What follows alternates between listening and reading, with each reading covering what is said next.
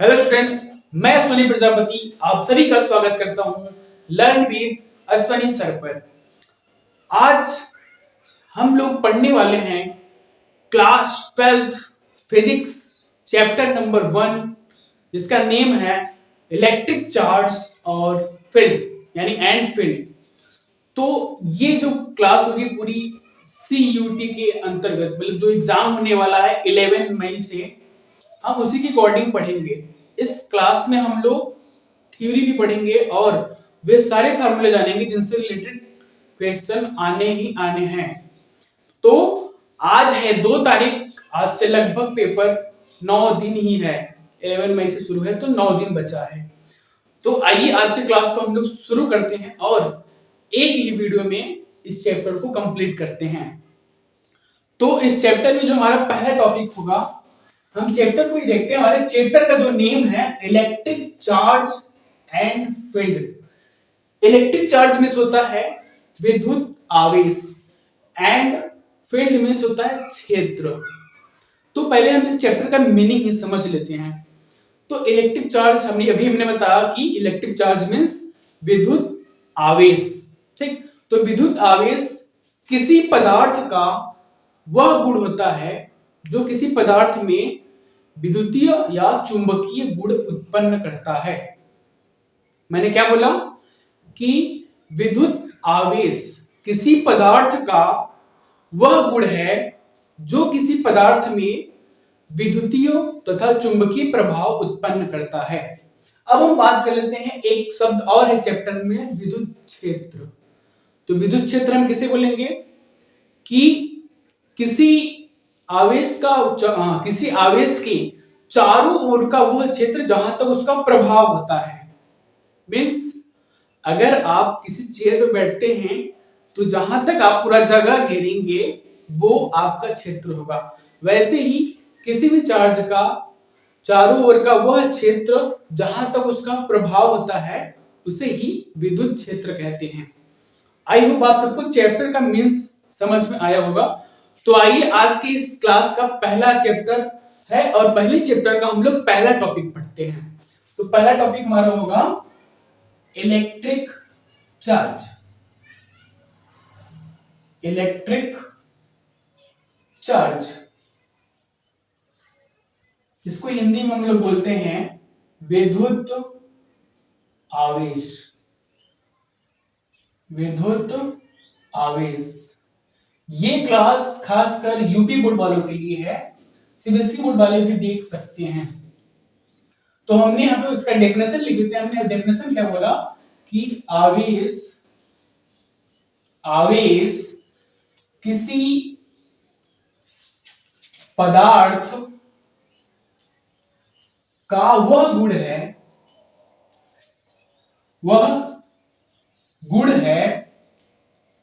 जिसके कारण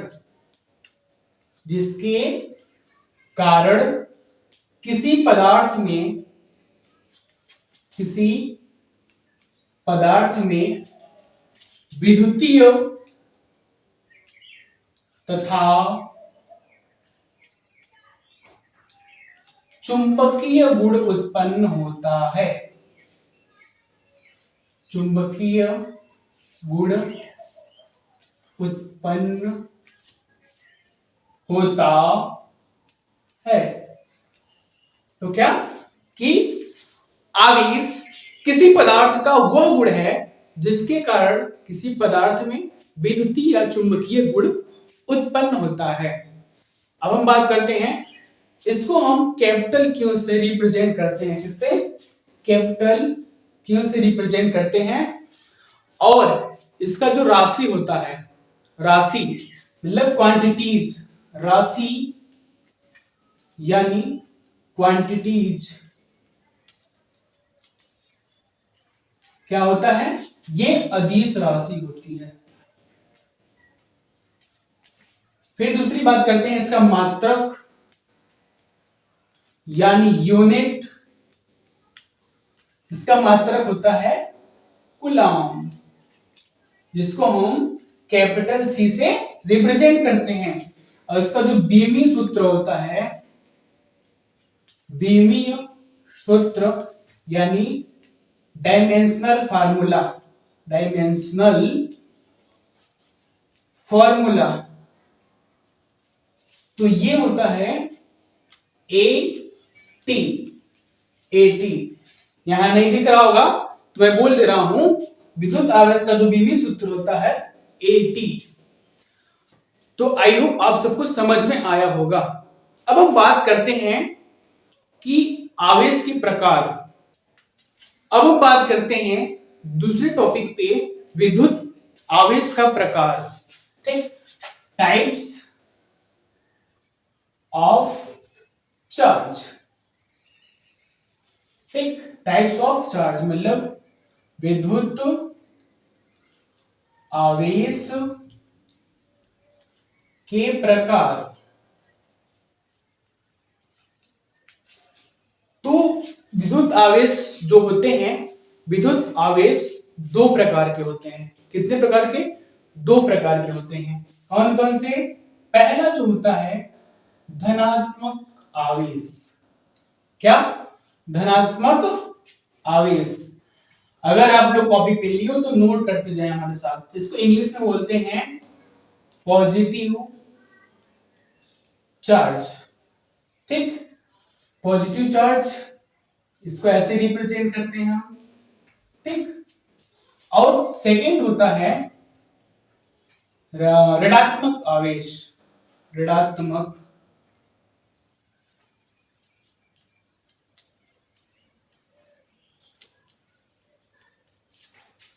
ऋणात्मक आवेश, इसको इंग्लिश में बोलते हैं नेगेटिव चार्ज।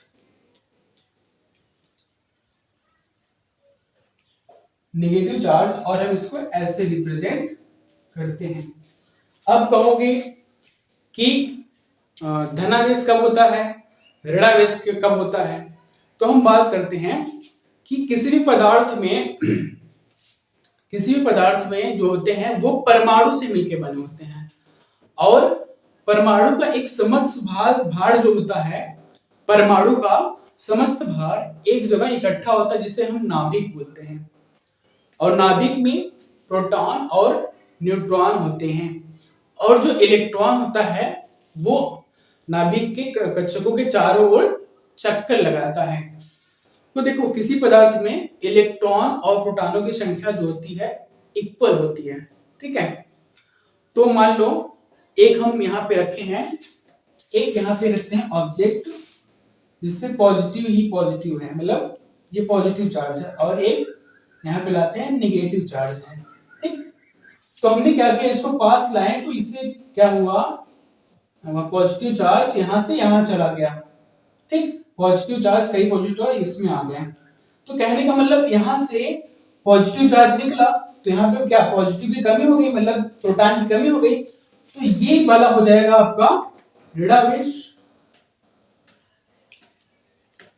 और ये हो जाएगा आपका धनात्मक यानी पॉजिटिव। मींस कहने का मतलब ये है कि जब किसी पदार्थ से इलेक्ट्रॉन निकलकर दूसरे पदार्थ पे जाते हैं, तो जिस पदार्थ से निकलते हैं इलेक्ट्रॉन वो धनावेश होता है, और जिस पदार्थ में जाते हैं वो ऋणावेश होता है। आप सबको समझ में आ गया होगा क्या मैंने बताया, कि जिस पदार्थ से इलेक्ट्रॉन निकलते हैं वो पॉजिटिव चार्ज होगा यानी धनात्मक आवेश, और जिस पदार्थ में जाते हैं वो ऋणावेश होगा, क्योंकि वहां से तो इलेक्ट्रॉन निकल गया, वहां पे बचा प्रोटॉन ही। प्रोटॉन क्या होता है, धनावेश होता है, तो वो पॉजिटिव चार्ज होगा, और यहां से निकल के इलेक्ट्रॉन वहां गया तो क्या हो जाएगा, ऋणावेश। आई होप आप सबको समझ में आ गया होगा। आई होप आप सबको पिछले दो टॉपिक अच्छे से समझ में आए होंगे। तो आइए आज के अगले टॉपिक पे बात करते हैं, और हमारा अगला टॉपिक होगा कि विद्युत आवेश का गुण। विद्युत आवेश का गुण, प्रॉपर्टीज, सॉरी चल नहीं रहा सही से, पानी लग गया है। Properties of electric charge. ठीक। अब इसमें हम पहले प्रॉपर्टी पे बात करेंगे कि सजातीय आवेश एक दूसरे को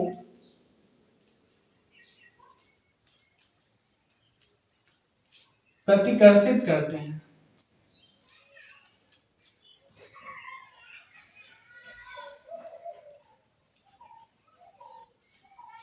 अब इसका मतलब क्या हुआ, मतलब सजातीय आवेश मतलब समान प्रकार के आवेश जो होते हैं वो एक दूसरे को प्रतिकर्षित यानी दूर भगाते हैं। कहने का मतलब अगर एक पॉजिटिव चार्ज यहाँ पे है और एक पॉजिटिव चार्ज यहाँ पे है तो ये एक दूसरे को प्रतिकर्षित करेंगे, दूर भगाएंगे।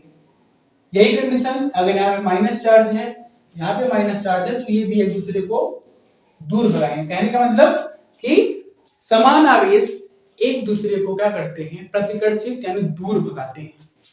अब दूसरा प्रॉपर्टीज में देखते हैं कि विजातीय आवेश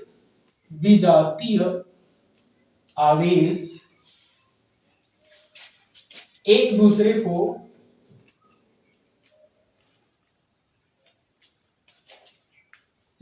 को आकर्षित करते हैं। क्या करते हैं, आकर्षित यानी अट्रैक्ट करते हैं। मीन्स कि अगर आवेश अलग अलग प्रकार के हैं तो एक दूसरे का करेंगे, आकर्षित करेंगे अपनी ओर। ठीक, मीन्स यहाँ पे एक पॉजिटिव चार्ज है और यहाँ पे एक निगेटिव चार्ज है, तो ये एक दूसरे को अपनी तरफ खींचेंगे यानी अपनी तरफ आकर्षित करेंगे। ठीक है, क्या करेंगे, एक दूसरे को आकर्षित करेंगे। तो आई होप ये आप सबको दो प्रॉपर्टी समझ में आया होगा। अभी और प्रॉपर्टी आगे हम लोग देखते हैं। आइए अब हम लोग तीसरा प्रॉपर्टीज देखते हैं। जो तीसरा प्रॉपर्टीज है आवेशों की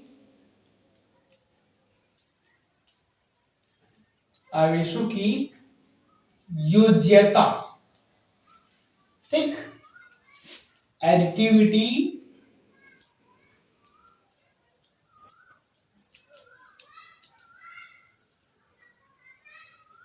ऑफ चार्ज। ठीक, इसमें क्या होता है कि अगर किसी आवेश में अगर किसी पदार्थ में कई आवेश हैं, एक एग्जांपल लेते हैं। मान लो ये एक ऑब्जेक्ट है, इसमें यहाँ पे +2q आवेश, -3q आवेश, +4q आवेश, +5q आवेश। तो इसमें क्या होगा, यदि किसी निकाय में कई आवेश हैं तो इसमें क्या होगा कि किसी पदार्थ का कुल आवेश जो होता है वो उनमें उपस्थित आवेशों के बीजगणितीय योग के बराबर होता है। जो किसी पदार्थ का कुल आवेश होगा उस पदार्थ में उपस्थित आवेश के बीजगणितीय योग के बराबर होगा। मींस यहाँ पे पहला क्या है, +2q charge, -3q charge, +4q charge, +5q charge. अब हम इसमें क्या करेंगे, जो जो प्लस में है उनको ऐड कर लेते हैं। तो 5 और 2 कितना होगा, 7, 7 और 4 11, यानी प्लस का 11q -3q। अब 11 में से 3 माइनस करेंगे तो ये आएगा प्लस का 8q।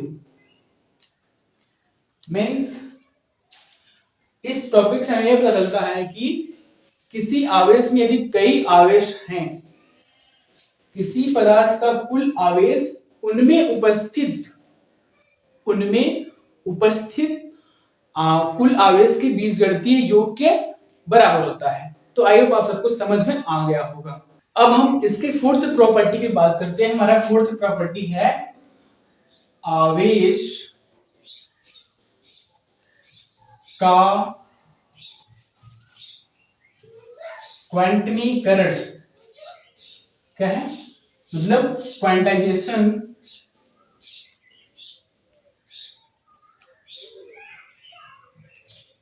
Of charge. ठीक, इसमें क्या होता है कि इसका जो प्रिंसिपल होता है Q is equal to N into E. यानी कहने का मतलब कि किसी पदार्थ का कुल आवेश, किसी पदार्थ का कुल आवेश एक इलेक्ट्रॉन पर उपस्थित, ध्यान से सुनना, किसी पदार्थ पर कुल आवेश उस पदार्थ में उपस्थित किसी एक इलेक्ट्रॉन के आवेश का पूर्ण गुणज होता है। मीन्स फिर से सुन लो, किसी पदार्थ का कुल आवेश एक इलेक्ट्रॉन पर उपस्थित आवेश के पूर्ण गुणज होता है। कहने का मतलब आवेश को हम बांट नहीं सकते, तोड़ नहीं सकते। मीन्स जब भी होगा उसका वैल्यू जो होगा वो पूर्णांक में होगा। यानी जो यहाँ पे n की वैल्यू होगी 1 होगी, 2 होगी, 3 होगी, 4 होगी, 5 होगी, डॉट डॉट कुछ भी हो सकता है। लेकिन 4/2 नहीं होगा, 3/2 नहीं होगा, 4/3 नहीं होगा, ऐसे नहीं हो सकता। ठीक है, तो आई होप आपको ये टॉपिक समझ में आ गया होगा। तो हम इसके अगले टॉपिक पे बात करते हैं। अगला टॉपिक हमारा जो है आवेश का संरक्षण, आवेश का संरक्षण, कंजर्वेशन ऑफ चार्ज।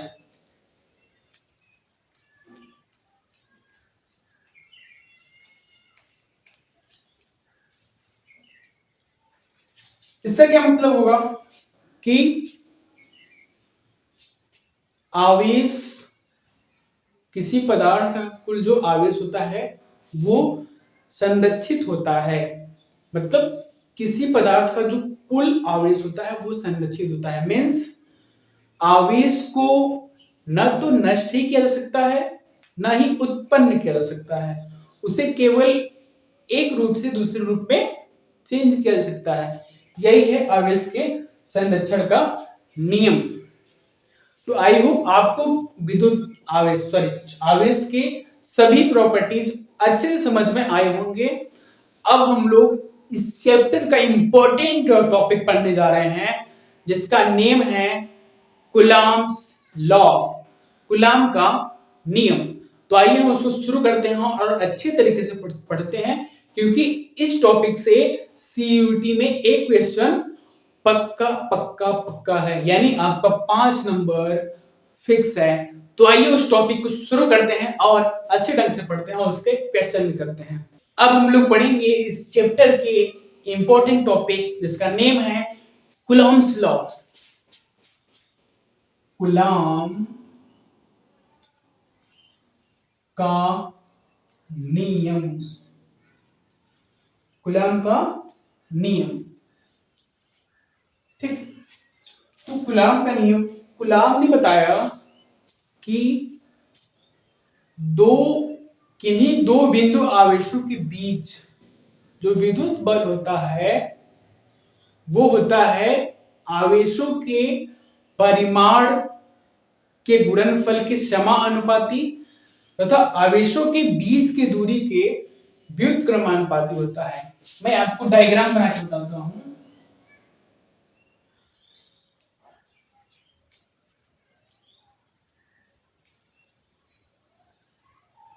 ये दो आवेश हो गए Q1 और Q2 और इनके बीच की दूरी जो है वो है R। मीन्स हमने क्या बोला कि दो बिंदु आवेशों के बीच का विद्युत बल जो होता है वो आवेशों के परिमाण के गुणनफल के समानुपाती, यानी डायरेक्टली प्रोपोर्शनली Q1 Q2, ठीक, और आवेशों के बीच की दूरी के व्युत्क्रमानुपाती होते हैं, वर्ग के व्युत्क्रमानुपाती। तो यहाँ पे हमको दो इक्वेशन मिले। इन दोनों इक्वेशन को मिलाने पे हमें एक नया इक्वेशन मिलता है Q1 Q2 अपान R स्क्वायर।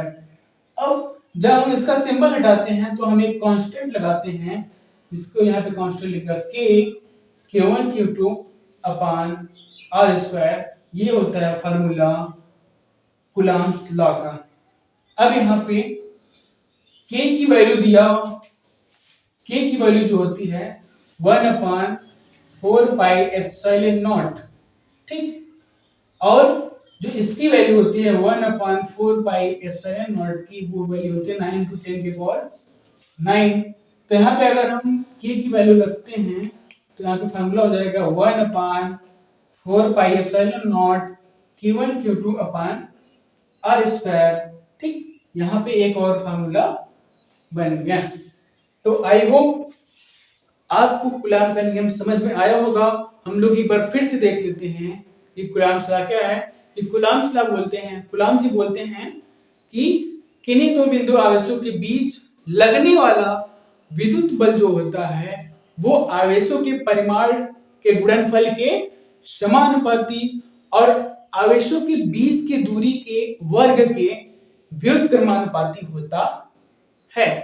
तो आई होप आप सबको समझ में आया होगा। और जो इसका मात्रक यानी यूनिट होता है वो होता है न्यूटन।